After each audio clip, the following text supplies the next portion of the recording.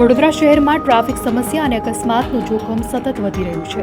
સવાલ એ થાય છે કે ભારે વાહનો માટે પ્રતિબંધનો સમય કયો છે, કારણ કે પીક અવર્સમાં પણ સિટી વિસ્તારમાં બેફામપણે ભારે વાહનો દોડી રહ્યા છે. શહેરના અનેક વિસ્તારોમાં આ દ્રશ્યો સામાન્ય બન્યા છે. રાવપુરા જૂની કલેક્ટર કચેરી પાસેથી આરાધના ટોકીઝથી એસએસજી હોસ્પિટલ તરફ જતા માર્ગે ખોડિયારનગર રોડ અને અમિતનગર જેવા વ્યસ્ત વિસ્તારોમાં પણ ભારદારી વાહનો પસાર થતા જોવા મળે છે.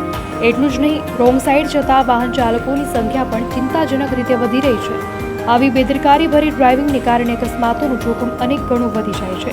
શું આવી રીતે ક્યારે ટ્રાફિક સમસ્યાનું નિવારણ આવી શકશે? શું આવા બેજવાબદાર વાહન ચાલકો ક્યારે ટ્રાફિકના નિયમો સમજશે? તંત્ર દ્વારા આ મામલે કડક હાથે કામ લેવાય અને નિયમોનું પાલન કરાવવામાં આવે તે અત્યંત જરૂરી છે. અન્યથા નિર્દોષ નાગરિકોના જીવ જોખમમાં મુકાતા રહેશે.